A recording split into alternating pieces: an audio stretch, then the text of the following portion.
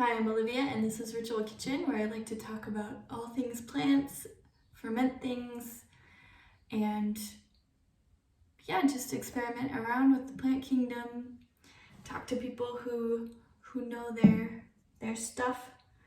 And today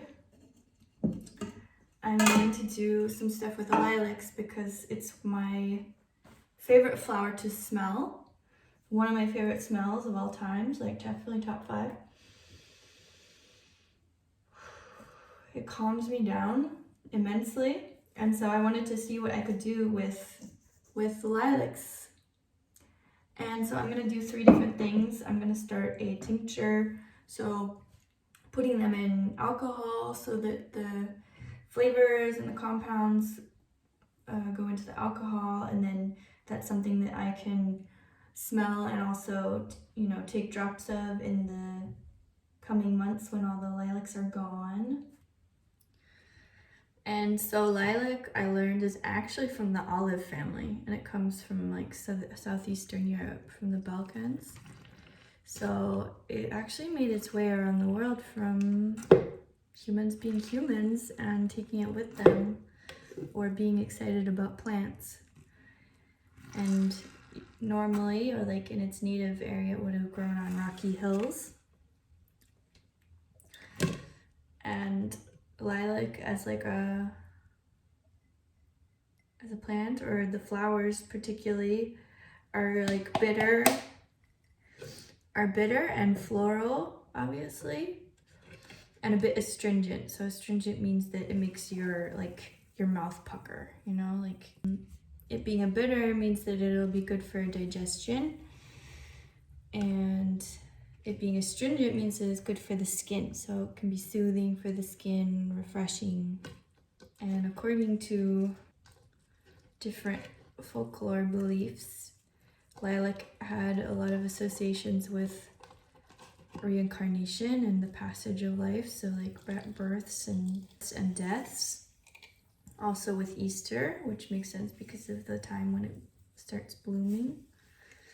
So Easter and resurrection.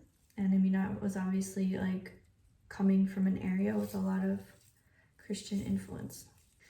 As far as the color goes, that lilac color is in general a color that stands for soothing, relaxation, creativity, clairvoyance, a connection to the other side. So even just from the color standpoint, it's going to be a plant that kind of helps connect your crown chakra to other dimensions.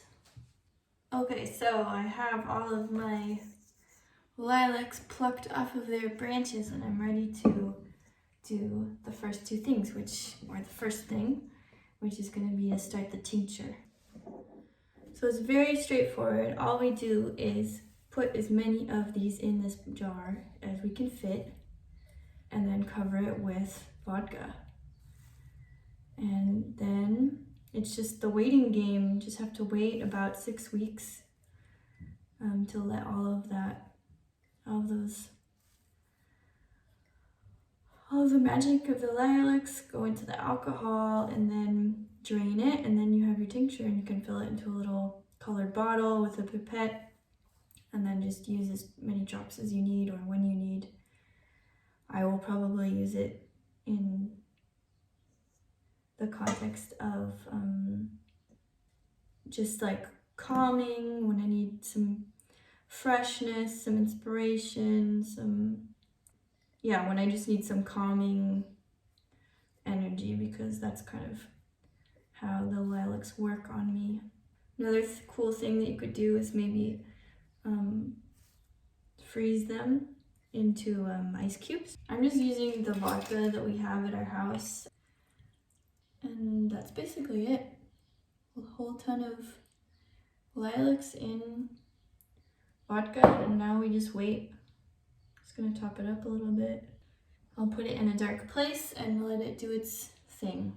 Sugar is also pretty simple. All you're doing with a flavored sugar is putting a bit of the plant in, Bit of the sugar, bit more lilac, maybe not too much. More sugar. I'm using this sugar because it's just what I have here right now. Could probably just use a normal white sugar, but I think the kind of just slightly caramelly note of the sugar will be good for it anyways. It will work together well.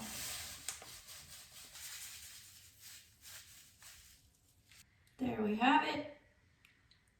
Lilacs in sugar. Same thing, just let it dry. I mean, just let it sit for like a month. You can even put it in the sun, speed it up a little bit. Project number 2. Project number 3. So I don't have too much sugar left, but let's see. So we've got like a 2/3 of a cup. Yeah, 2/3 of a cup. So all we're doing here is melting the flowers in the sugar with the same amount of water. So equal parts sugar to water. So I did 2/3 of a cup of the sugar. So I'm gonna want a 2/3 of a cup of water.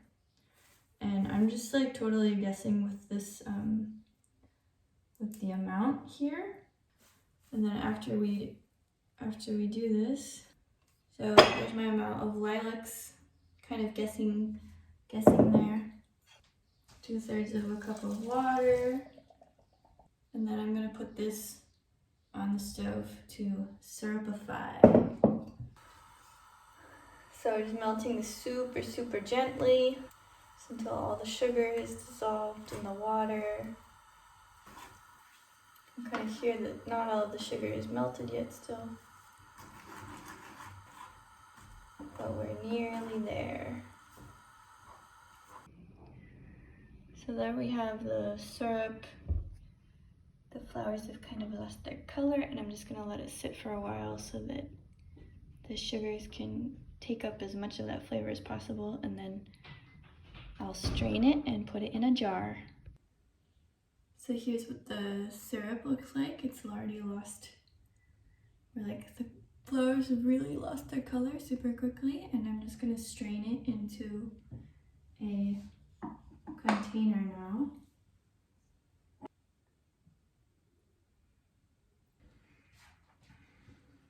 And there we have it, it's done. It smells really great. I already tried it and it tastes already like really nicely, subtly of lilacs.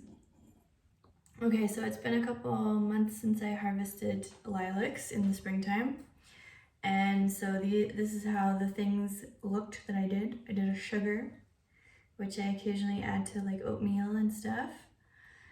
And I did a syrup, which I then left out, and it is turned into a nice vinegar.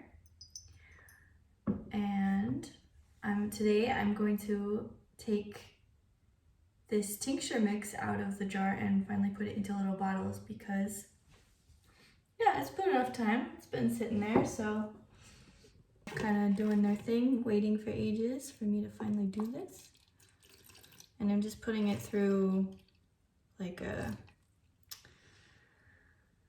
I'm just putting it through this thing and keeping the flowers from going down with a disposable tea bag.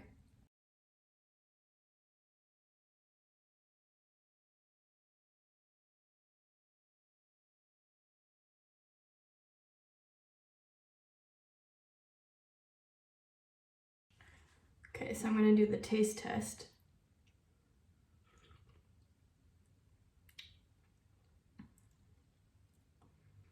It's interesting. It kind of goes through like several flavors. It starts out really, it's like really floral and pungent. And it almost feels a little bit fruity. It's a really nice tincture. Yeah, there are levels to it. But yeah, it has some bitterness. Definitely has that like astringency, that like mouth puckering. But it's still really aromatic and like it does have a little bit of, still has some of that flavor of the blossoms. So it's nice. I can recommend. Thank you for watching this very short and sweet video. And if you enjoyed this, then please give me a like and a subscribe so that YouTube thinks I'm important and shares this with more people.